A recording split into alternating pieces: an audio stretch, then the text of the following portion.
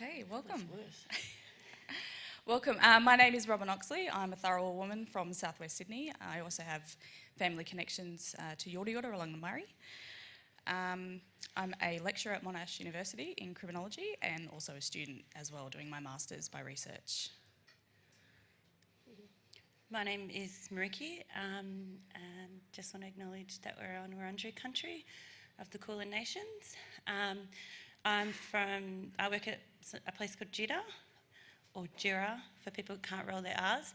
I'm also from the Gunditj, Mara and Gunai Nations, but live here on Wurundjeri country. Hi, I'm Debbie. I reside on unceded Ngulumpu land in Meanjin, also the CEO of Sisters Inside. Beautiful. So I'd like to acknowledge the traditional owners on the land on which we're gathered here today and recognise that we are on stolen land. Pay my respects to the elders of the Bunurong and the Wurundjeri people and their elders past, present and emerging, and also mine. We're going to kick off today just by letting you all know that we will be answering First Nations people's questions and people of colour's questions first when it comes to question time. How are we going? Good. Good? It's cold here. It is cold. It is cold. No, it's not. Yeah, it is from where I am. It's a bit cool. Yes. And I think it's even a bit cooler after the weekend. Mm-hmm. Yeah, we've got a frosty reception from the Australian government again. Nothing new, but we have to hamper down even harder, I suppose. Yeah, that's the problem. We are in a country that continues since invasion following, the lead of the USA. So we saw 45 elected not long ago, and we've just followed that lead to just lurch further and further to the right, to the detriment of, particularly First Nations people and people who are poor, people who are homeless, people with mental illness, people with drug addictions, children taken by the child stealers into care, and the list goes on, it's just brings home for me the weekend that we actually are a nation that values things, property and money over humans, and it's very distressing. I agree. And the formation of this nation that's how this nation was formed. And I think that skeleton will always remain in the closet and come out to bite us every day, actually. That disappointment that, a lot of non-Aboriginal people felt on the weekend is something that we feel all the time. We still have the Northern Territory intervention here in this country. We have so many different things happen. Our experience of settler colonial Australia is very different, and I'm really reminded by the reaction of Australia to how they're like, wow, we're really racist. This is so bad. I'm like, really? We've always been that bad. When people were talking about Bob Hawke and how much of a great guy he was, and he was detrimental to the land rights movement here for us. So the things that disappoints Australia, and the things that you celebrate here, we're not in the same experience. Like, the settler colony of Australia is not the same experience for us, so we're not seeing it the same way that Australians are experiencing it. So it's really interesting when things like this, big things happen like this, and we watch the reaction of the country, and they blame Queensland, or they blame this one and that one, or Labor, and really, this is settler colonial Australia. Like, not many years ago, they just tried to shut down all the communities in WA, and I think it's happening. It's happening. Yes. So, there's threats to our communities constantly and our livelihood constantly. And people always like, let's get radical now. Let's burn the system down. Let's maintain that rage, beyond election cycles, I think. And not also use that let's move to New Zealand or let's move to another country, because they've got Indigenous people too. And imagine how feeling that would be for them to just go, oh, okay, you've stuffed up your own country, now you want to come and continue to stuff ours up. So I think just adding to that. You know, Yeah, but if they move to New Zealand, take the country with you. Like, Brexit. Like, we don't want to take settler colonial Australia with you, because, you know, we've been organising our communities outside of settler colonial Australia for a really long time, and I think it really ties in with the theme of this talk. Beyond election cycles, we've had to weather these extreme storms from the first day of colonisation for each tribe. So, and it's not just how you react to the politics, it's how you work in community, and it's the work that you do beyond election day or election campaigns or campaigns. It's, you know, how do we protect our communities from state violence and poverty and things like displacement and incarceration and child removal outside of state reach. And I think that's where we've really got to have those conversations and start thinking about how can we be independent and start diminishing the power of this state. Or some people would argue you could burn it down. That's some arguments.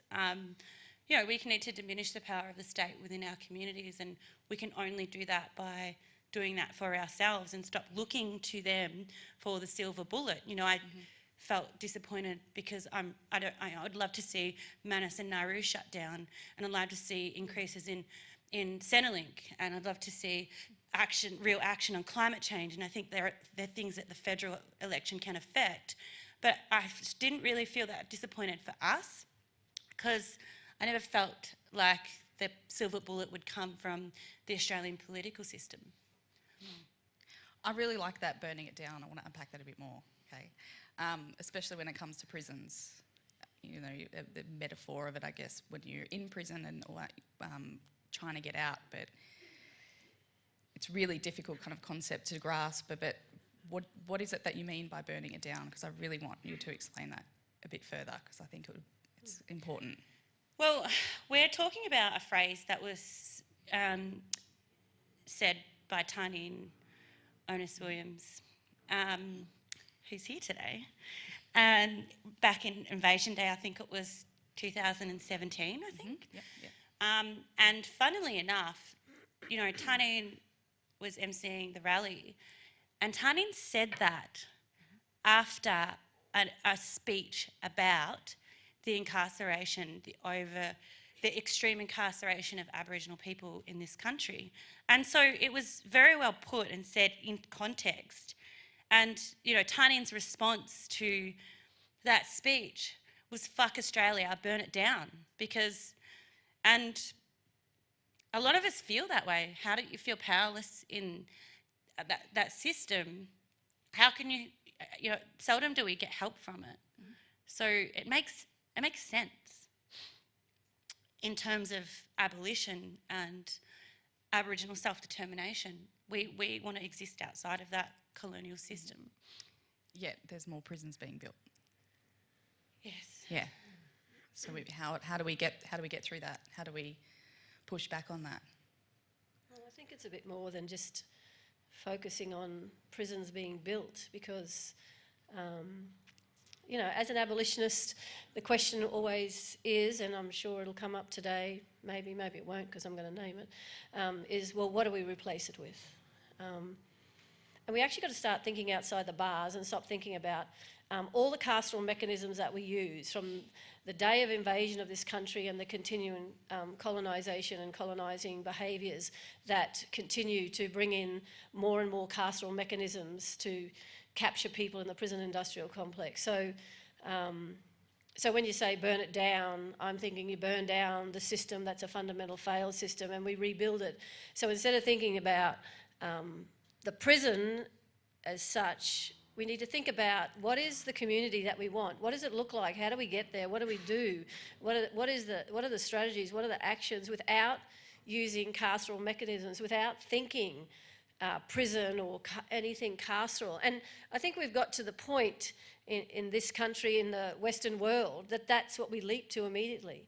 You know, behaviours are legislated, behaviours that white, privileged, middle upper class don't want to see, homeless people, for example, people with illness on the street, Aboriginal people. So, you know, they lobby governments and then legislation's passed to move people on, to push them further to the margins so that the nice white people can walk down the street and not see the reality of people's lives. So when I think about what happened on the weekend, I'm not surprised. I actually said to everybody that LNP was going to get in.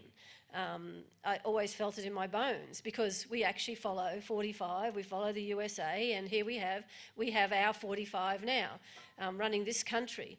And everything, the whole argument, the whole policy base that basically Australia lurched to the right was about the fear of deficit, their own deficit, that they're going to lose their money, they're going to lose their house, they're going to lose their shares, etc., etc., etc. So it was very individualistic concern. And in that, what I see is, day in, day out, is how mainstream Australia also sees the people that I work with and for, and even myself, being someone who's been in prison, as the deficit human that you actually don't want any contact with or don't want to know about, and push me to the margins, and those margins are now the prison industrial complex further behind concrete walls. I don't see anybody as a deficit, and we actually got to stop thinking in that way, because it's the capitalist mind, how we've been institutionalised to take capitalism and run, and within that we're so individualistic and we only give a shit about property and money and ourselves and nobody else. And so for me it's about how do we build a community that actually is not relying on that, and where we do support each other as humans with the respect and the dignity that everyone deserves within a community. And some people may have challenging behaviours, some may not, and that's okay. That's the difference that we bring, because we all don't want to be the same. So, you know, let's harness that and think about what the community would look like without, you know, as I said, engaging those carceral mechanisms to control people who are deemed the deficit. And that's, you know, I mentioned it before, but you know, when I think about things like that, and when people talk about abolition, I do consider myself an abolitionist. But I think, like, I don't have to think too far about what it's like to live outside the system, except we're more likely to be attacked by it. So our responses to the system have been more obvious. For example, I'll use an example of the community that I come from, the Fitzroy community. A lot of people early last century were displaced by the stolen generations and off missions, and a lot of people came to the Fitzroy community, and that's where a lot of our families, all they had was each other. You had no money, there was nothing. Not even the poorest white person would, you know, even the poorest white person in Fitzroy would walk past you in the street. And so our community began to organise. And so the grandmothers in communities organised organisations around health. So building community to counter what makes us more vulnerable to the system. So, for example, my nan was a part of organising the Victorian Aboriginal Health Service. And I still remember, she's not with us anymore, and her name is Edna Brown. I remember her saying once, and it always burned in my memory, and she said it in a speech, that the health service was set up for the parkies. It was set up for our vulnerable community members, so they weren't getting killed in the Fitzroy watch house. So, you know, we've been organising and building our communities and responding and keeping safe and resisting these violent systems of oppression since they got here. You know, there's plenty of stories of Aboriginal communities all around the country that are very similar, where we had to keep our own safe and protect each other. And, you know, Aboriginal resistance is a perfect story of abolition, if all we have to do is look at our history. So 68,000 plus years we've had of non-interventions, non-cells, no prisons, no constant control of Aboriginal people under the government.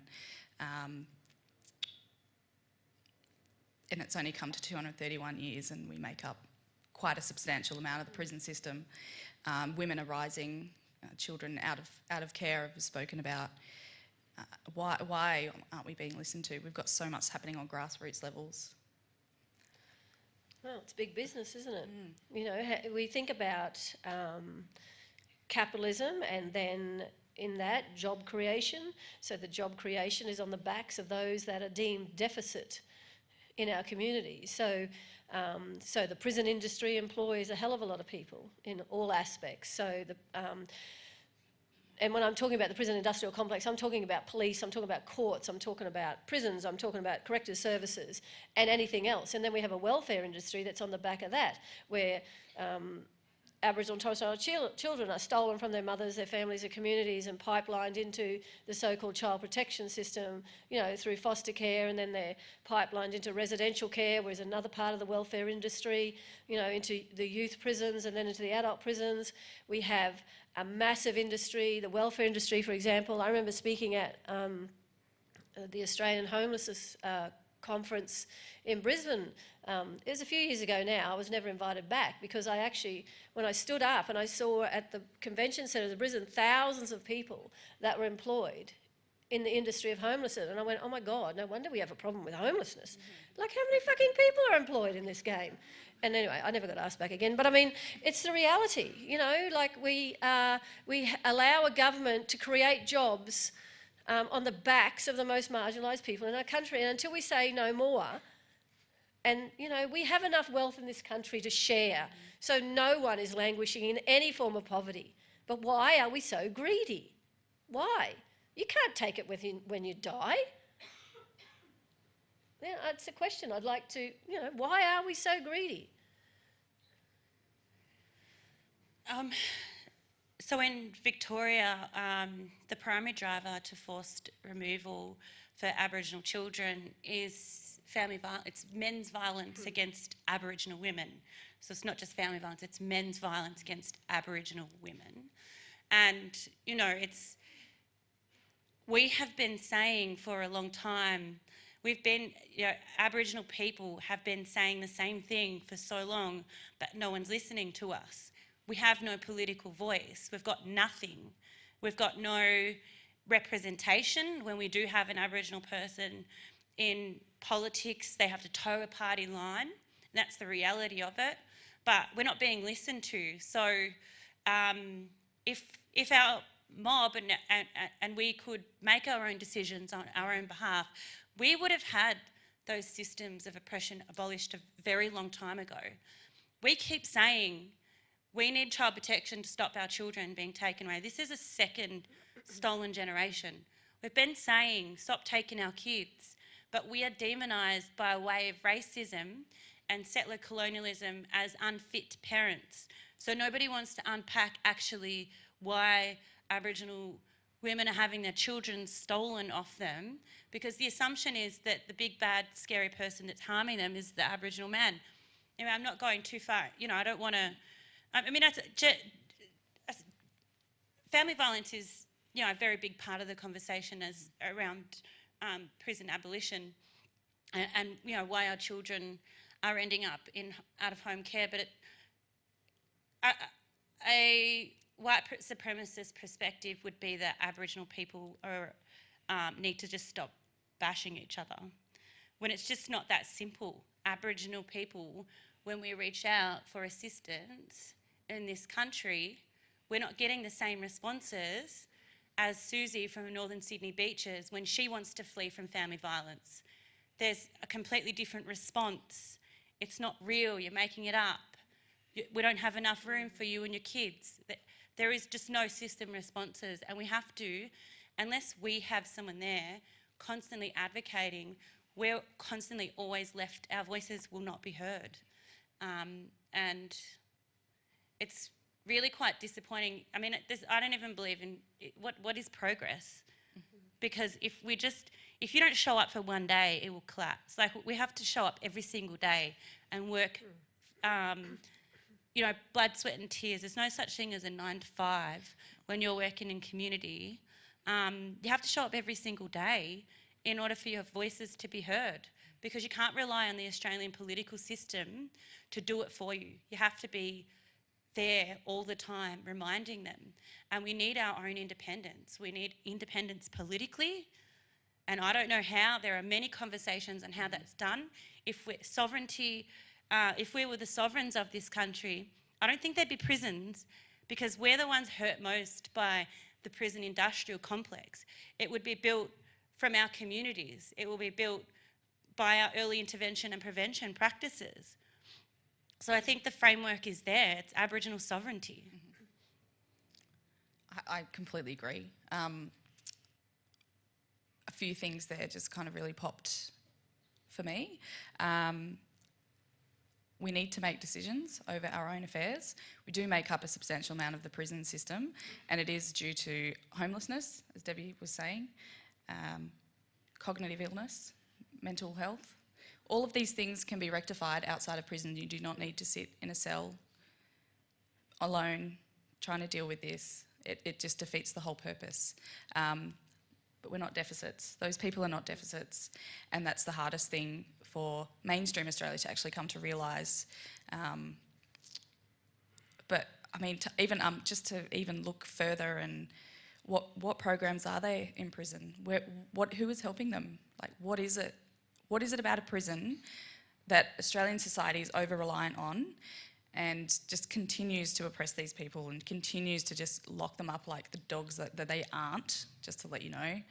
Well, we have a system many would say it's a success, because it's a success in the sense it does what it does, and that is keep people in prison, keep people in employment, keep the so-called deficit people away from, white mainstream Australia. But, when we think about who we actually incarcerate and why we incarcerate, we actually don't need to rely on the prison industry as such. We've seen in 10 years, Aboriginal and Torres Strait women have grown 202.3%, increased the numbers coming into prison. Now, you can't tell me that that's because Aboriginal women are more criminal than myself and other white women, non-Indigenous women in this country. It's because it's fundamentally racist. It's about white supremacy, and the police have a big part to play in this. Absolutely. And we need to unpack the police in that sense. We have, for example, police coming into homes of women, Aboriginal women, Torres Strait women, poor women who are victims of horrific violence, so family violence, domestic violence, but may have warrants for low-level fines, and the police actually say to them, well, if I'm called back here for a domestic violence incident where she's the victim, I'm going to arrest you on your warrant and put you in prison. They actually don't deal with the violence. So the police are part of the problem. And police are never made accountable for anything. Right down to every taxpayer's dollar that we give the police to do what they're supposed to do, they are never made accountable. And the time has to come, if you want to live in this greedy capitalist world, which relies on racism to prop us all up, well, then we must ask police and the prison industry to actually be accountable for every cent that is given to them in from our taxpayers' dollar.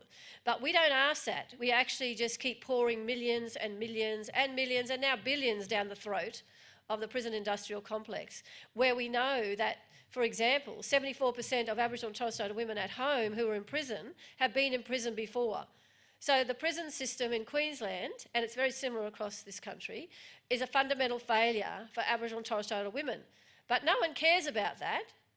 No one asks what has corrective services done, the prison system done, what have the police done, and why is this failure rate? If anyone here has a small business or, understands,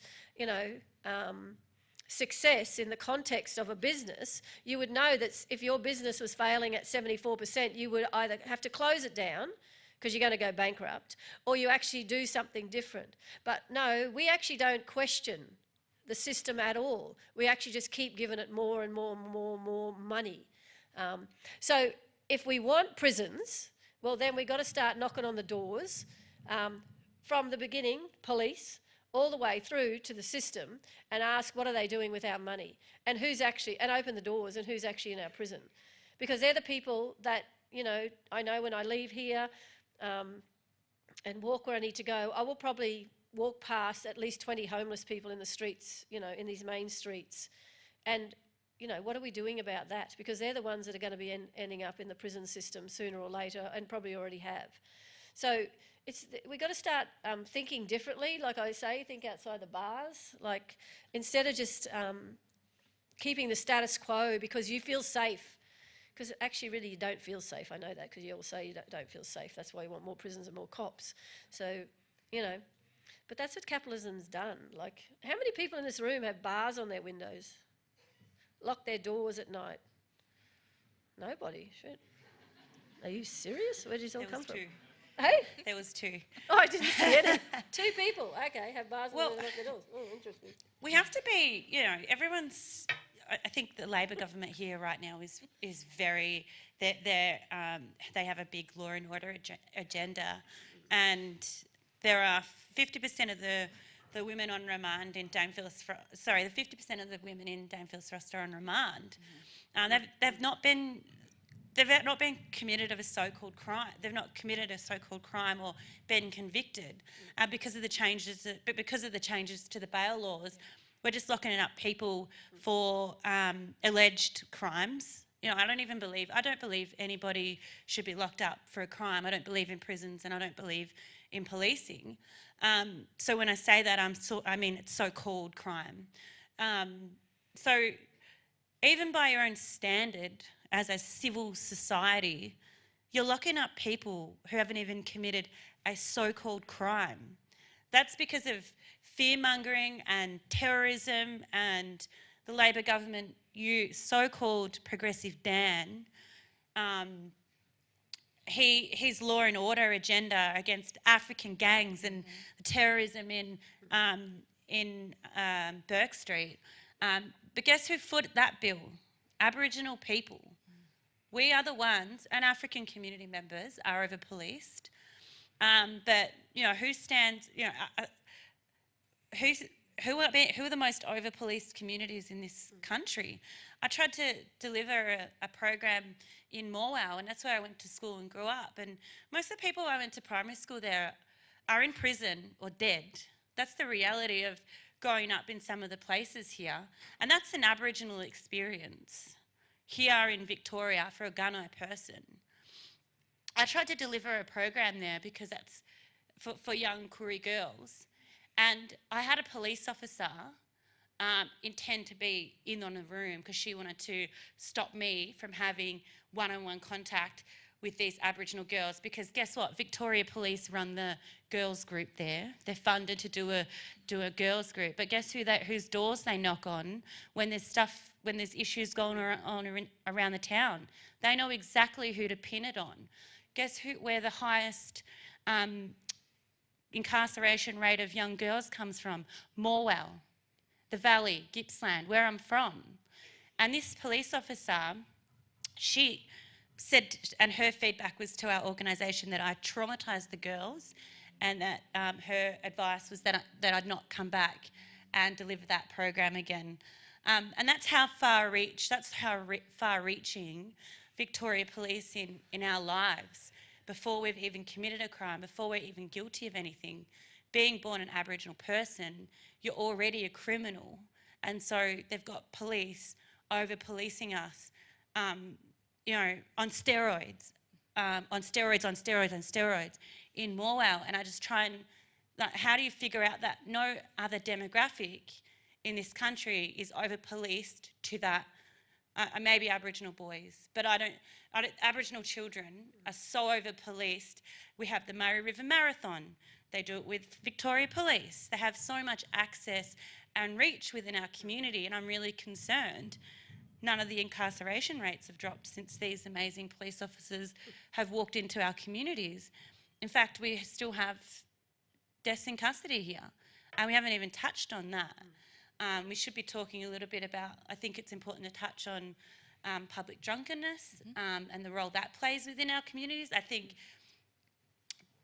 you know, what's going on with Tanya Day and I wonder if the government's going to backflip on that law where the public drunkenness law, where we're one of the only 2 states in the country that still have that law. It's in Queensland. And that's predominantly why Aboriginal people are getting locked up. There was a recommendation in the Royal Commission into black deaths in custody to abolish that law, and Victoria ignored that law, and there have been people have died since. So it really bothers me when people think that Victoria's progressive. No, I completely agree with you. I think it's all a farce. With Victoria, they always claim they're leading the way. Well, if they're leading away, we won't be following. No. Please don't. No. Well, we've been working with the Queensland Productivity Commission at the moment because the government has given them a terms of reference, and they're economists to look at imprisonment and recidivism and their interim report that came out in April states very clearly that the rate that we are incarcerating people in our jurisdiction, that we will need by 2025 about $6.4 billion to keep building prisons to keep up. Like, it's mind-blowing. And the Commissioner was at our office yesterday, and we were absolutely talking to them again about the public drunkenness and about a whole heap of other offences, so like begging, those types of survival-type street offences, to actually have them make recommendations for them to be repealed. And we'd like to see the $6.4 billion spent on affordable housing. You know, we saw early this year one of the big religious organisations that gets a fortune of funding from the government released research about affordable accommodation across the country. There's not one property in the whole of Australia that a single person can afford to rent on New Start. Not one property. Like, think about that. You're on New Start, $260 a week. There is not one property that you can rent in this country if you are single on New Start in your own right. This is how bad the situation is in regards to affordable housing. It's huge, and that's who we see, people living in poverty, homeless, and, as I said before, pipelined into prison.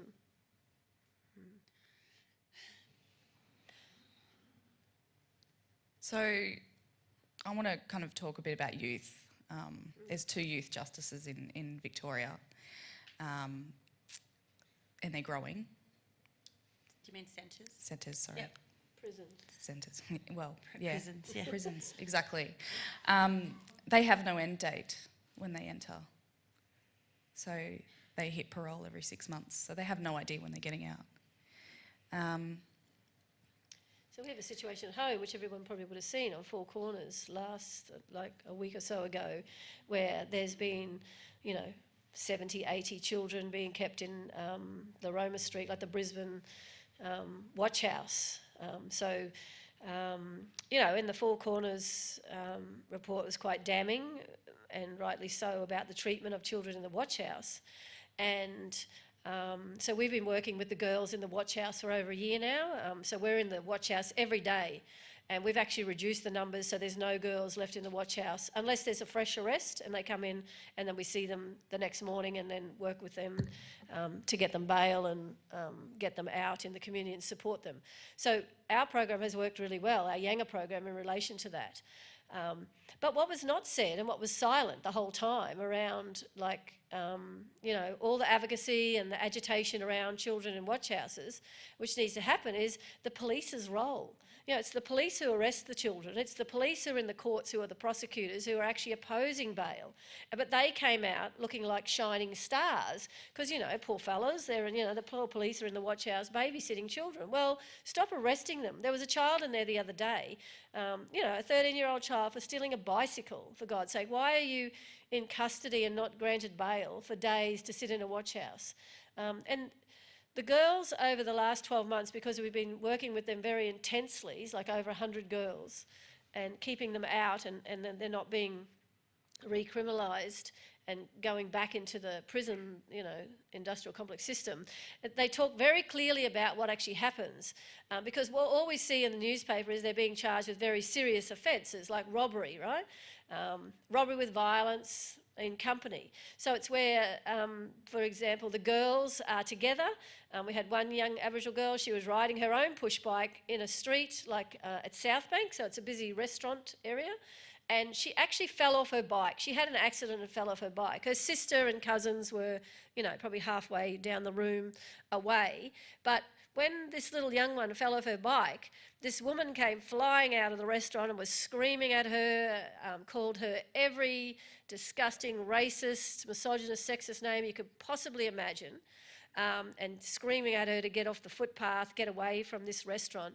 Now, all her sister and her cousins could see was this big white woman over the top of her on the ground because she's fallen off her bike. So they've run in, and her sister's hit the woman because she was protecting her sister. She thought that she was attacking her sister. Now, they were charged with robbery with violence because she not only hit the woman, she grabbed something off the woman, you know, grabbed a bag off the table because everyone's hysterical. And that's what the girls are doing. This is how they're responding to the racism, is because they don't know how else to respond other than lash out, because there is no other area anywhere that they can vent and talk to anyone and get the racism addressed that's being perpetrated against them. So they get charged with robbery of violence. So we go to one of those restorative justice conferences and Netteri Mabo, who runs all our state youth programs, went to the conference with the young ones, and, you know, it was raised that what had happened. She'd fallen off her bike, the woman was racist, she was over the top, this young one come in and hit the woman. All right, it wasn't the right response, but she thought that she was hurting her sister. And, the convener and the players around the room that come from the state, YJ, police, all the rest of it, are saying, that's not relevant here. It's not relevant, racism doesn't matter, we're not addressing that, you need to say sorry to the woman that you hit. So when you actually set children up like this, where they can't talk about, can't vent, don't have a defence because of racism that's perpetrated against them, we're actually going to see the same old, same old. So this is what we're seeing, and then what we also see is, because they're very serious offences that the media report, but by the time, you know, they go to restorative justice conferences and the charges are reduced to low-level offending. So it's not that children are committing horrific, serious crimes. It's the way that they've been treated on the street, not in that instance, but their whole lives. It's the way that the police treat them. You know, like they run from the police, and then it's reported, you know, they ran from the police. So they must be, people say, you see it on the comments, that they must be guilty. It's like, no, they're fucking terrified of the police, because police have killed their family members in a watch house, in the street, in a prison. So they run, and they run fast. It's not because they're guilty, it's because they're terrified and they don't want to die. It's a response that is a valid response. So, you know, we have to put this in context and start thinking about it, and not just accept what the media is telling us is happening in children's lives. And so then we have building more youth prisons, you know, and the language, like I've seen the language used here with children, criminals, thugs, you know, oh my God, we allow this language for our children to be called these names. They're children, for God's sake. They're our future. You know, everyone in this room would have done something, unless there's a goody two-shoes somewhere, when you're a child. Like, Christ, our brains aren't developed, you know, they're children. But what are we doing? We're actually brutalising, throwing them in horrific prisons. You know, another big children's prison's being built right now for those so-called criminal thugs. Well, guess what? At the end of the day, when they come out, guess what they're going to be? Exactly that. Why are we treating children like this? We just keep getting the same. You know, prison is not the answer. We've got to do things differently. And that is across every aspect of our lives and how we interact with each other. On the youth thing, I remember growing up, I mentioned that I grew up on Lake Tyers, also known as Bungyanda, and it's an Aboriginal mission, probably mission, so-called mission. It used to be a mission run by the missionaries, but that's no longer now, and it's a community out there. So I shouldn't call it a mission anymore, but, you know, that place is like no other, but I mean, that was normal for us. And I also grew up in Morwell, and as I mentioned, that the system violence against Aboriginal people there is of the extreme. And I just remember my perspective, and I was really naughty, and I didn't give a fuck. I didn't care. I just did not care. I didn't feel like anyone cared about me, and I didn't care, and I didn't care about anything. I just didn't care. It's because I felt like no value from society. So I don't feel valued. I didn't even feel valued from the gammon little NGOs of white people that would come out and try and do the one-off little program, and you just couldn't connect with them. Like, there was just so many layers that stopped that connection. So, and I can't speak for other people's experiences, but this whole system doesn't just start with youth prisons. This education system, and it's just how we're treated in white communities. They hate us. White teachers hate us. So we have to walk into their classrooms every day and experience that seething hate for you. They might have a really nice high-pitched voice and say hello to you, and they might welcome you in their classroom with their voice, but the way they treat you, you know you're not welcome. And my mum even received a letter from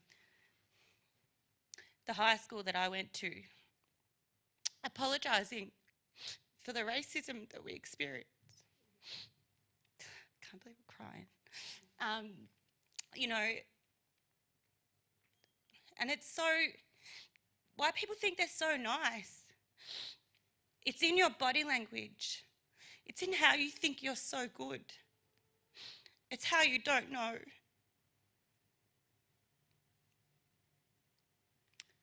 No Aboriginal kid should have to face a racist teacher.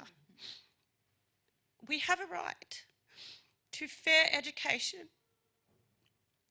and that's why we don't care. You don't care about us. We don't care about you. And I can't speak for all Aboriginal children, but I remember being there. I remember being treated, and I only noticed different. I only noticed, like, as I got older, as you understand racism, because they didn't obviously call me an abo, but it's the feeling of being in a racist town and growing up in a racist town. It doesn't start with police. The prison industrial complex starts with the education system. It starts with the healthcare system, how our mothers are treated in maternity wards, how there's notifications. It starts so young. It doesn't start with the prisons. This whole industrial complex, prison industrial complex, is racist. We have no access to appropriate, necessary education systems by people that care about us. The code school that I went to shut, and I loved it. I had the best, that was great. For all the criticisms that place has, I loved that school. I never felt like that at that school, at that Aboriginal school. I went to an Aboriginal kindergarten. I never felt like that there. But when you're put out into the big bad world with all these white kids and these white teachers, your cultural identity is hated.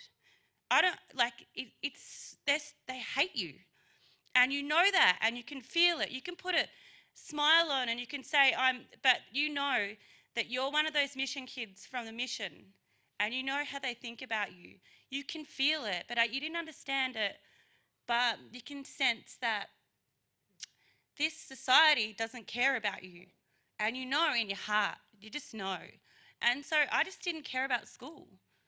I just didn't care. I did not see myself being like a teacher like that, because there's no representation like that.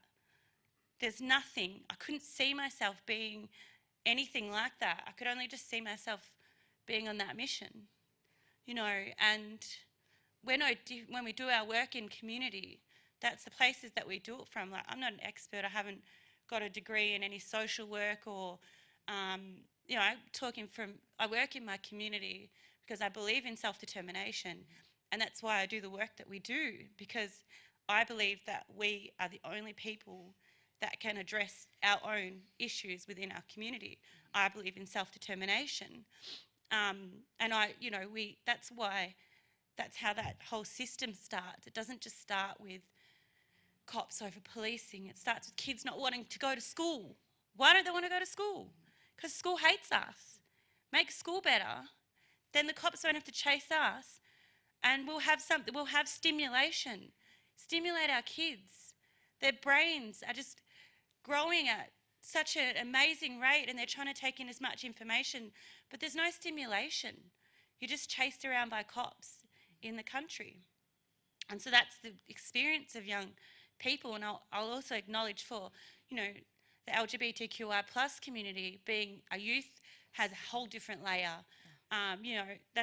There's a huge homelessness rate within our community, within our LGBTQI mob.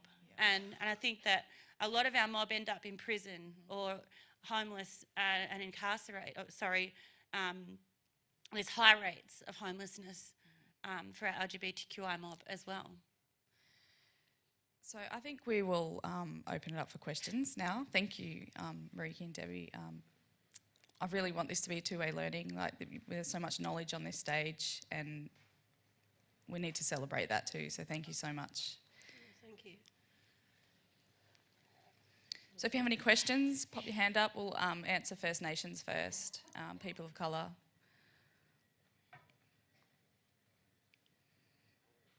I mean, we can keep talking. I'm down with that. There's a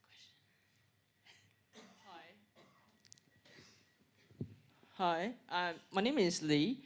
So if I were to go back to the topic today, what if we didn't have prison? So my question to you is, if today someone commit a horrible crime, is there a place for prisons? And what's your take on it? Because I know that some of you mentioned that you feel that we shouldn't have a prison here, but the question is, if you were to look at the flip side, what if we do have one, and what is the role that is playing? Is it good? Like, let's look beyond the negative part of it, but what about the positive aspects of it? Thank you. Do you mean the negative aspects of prison and the positive aspects? Yeah, I guess my question is there a place for prison to serve its purpose? Well, it would depend on what the purpose is that you define as the purpose. I would say that prisons need to be burnt to the ground, full stop. There's no positiveness at all in any prison. And can I tell you, I've been in and out of prison since I've been 13. And it actually destroys you. It destroys us all. Even those, our family and friends who are out in the free world, it destroys communities. And so there is no positive aspect. Prison abolition, like I said earlier, it's about, we've got to think about how we want our communities. What are we going to do? How are we going to be responsible with each other in our community, instead of relying on prison when someone does something horrible? Because can I tell you, there's lots of horrible things happening today, tonight, under the roofs in our own houses that will never be exposed. The majority of us have been sexually abused by our family members under our own roofs. So let's not pretend that only horrible things happen out there. They do, but the majority of trauma happens under our own roofs. And that's where we've got to start building our communities together and address violence. And, I admit, being an abolitionist, violence is one of the hardest discussions that we must have around imagining abolition and getting there, because we need to work out how it is, what's it look like to address violence. And I think it'll look very different for every different community, but it's got to come from us as a community, instead of just relying on, someone mucks up at school, we go to the principal. We're pushed to the authority figure all the time to use the carceral mechanisms of the big stick that comes down on you. It's about how do we address harm between each other. And a quick example is when I was in prison, one of my closest friends got murdered sitting beside me, closer than Marika's sitting beside me now. And I was stabbed a few times trying to stop her being killed. Now, that's horrible crime. It happened in a prison. But we got no relief in that prison. We were left in the prison. It didn't matter about us because we were prisoners. We were the deficit, and we deserve that anyway. We can kill each other off. But Storm, who murdered Debbie, fast forward, I actually asked Storm to come and be on Sisters Inside management committees so we could resolve the issues between us, the murder. Because for me, if Sisters Inside was going to be about all women, it had to be all women. Well, it couldn't be all women except Storm because she murdered my friend, or it couldn't be all women except for that woman because she committed a horrible offence. So it had to be all women, which actually meant for me, I had to walk my talk and resolve the issues that I had with Storm and build our relationship to the point that I advocated for her freedom and she's on parole now and we're friends. So we got to do the hard work between us instead of pushing it away and locking people up in a nice prison that's supposed to be positive. Because can I tell you, there's no such thing. There really is no such thing. And I think a lot of the conversation has been centred around community, and because prison abolition is less about the prison than it is about the prison. It's less about the prison, but more about building the community. So what are we not doing in our community, and how are we not addressing these issues within our community outside of the violence of system oppression? What are we not doing? How are we not addressing those issues within community? For example, family violence. I work in family violence, so people don't actually go to prison for beating up their partner. I mean, it's pretty much something that you can get away with very well in this state. But we won't say that that's the answer. I've been working in family violence for 7 years. Incarcerating someone makes the situation worse. There's a story in WA of a woman who was murdered, and I'm using this story because it's high profile. An Aboriginal woman went to the cops. Her partner went to prison. High threats to violence. She had a very serious risk of being murdered. Well, guess what? He got out of prison and then he murdered her. So prison didn't fix the situation. It just made it worse. So we need to think about how we can address the issues within our community outside of needing systems of oppression. And I don't know, like, we've talked about that, and that's why we've been talking about community, because let's stop talking about the prison and let's talk about who's being left out of our community. Who are we not including?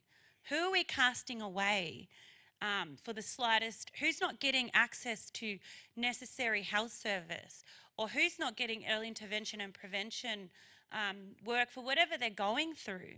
So let's start there. That's where the conversation starts. It's not why shouldn't we lock up for so-and-so for family violence. It's how did prison even fix that? Prison doesn't even fix the issue. So it's not even a good answer. No, I agree, and I think we need to change the narrative. And rather than kind of, glamorising or really relying on prisons to actually fix problems in society, it is at community level. And I think there's so much going on that we need to tap into and that we need to start celebrating and looking at ways in which we can redirect funding and redirect services that people actually need, rather than, sentencing aims in Victoria is to punish, deter, denounce. Rehabilitate. Yeah, rehabilitate. Interesting. I completely agree with you. It needs to be like community level, and we need to start working on those services that will be, not even aim. I hate even that language. Like, it's ridiculous. It's the too hard basket. Yeah. It's services. We've been working in the Aboriginal community service sector for a really long time, and there is, every service is guilty of it. But when you say no to somebody and you reject them from a service or their help when they need help, that person's probably at the greatest risk of going to prison or experiencing homelessness. So we need to stop thinking, how do we change our systems and our community responses to better be able to respond to our too hard baskets that we don't want to work with, or the one that's just too hard. We should change our thinking and our practice to be like, let's respond to people that need us the most. All right, we'll grab another question if someone's got one. Hi. On? Yeah. I guess I wanted to ask, because like Debbie, it's tiny. So I can't see the lights. I was told not to do that. Deb, you said something really important at the start. It was about locking your door, and I was like, oh my god, I lock my door every night. But I guess what's one thing that we could do today to for instance, to stop calling the cops and responding to situations at a community level, or what's one thing from you and Mariki that you would say? Oh, good question. I think one thing that we could all do is actually reach out and have a conversation with our neighbour if you don't already. And if you do already know that neighbour, do you know the next one down or the person in the unit above or whatever, and have a conversation. Just start a conversation about how you're going. Build a relationship, because when we know each other and have a relationship, we can then talk about hard things. If we actually don't talk to anyone, it's really difficult then, if there's some form of conflict or whatever arises, we call the police to intervene. So start building relationships, build a community, that would be my one tip. I have an elderly couple that have lived beside me I've been there 20 years this year.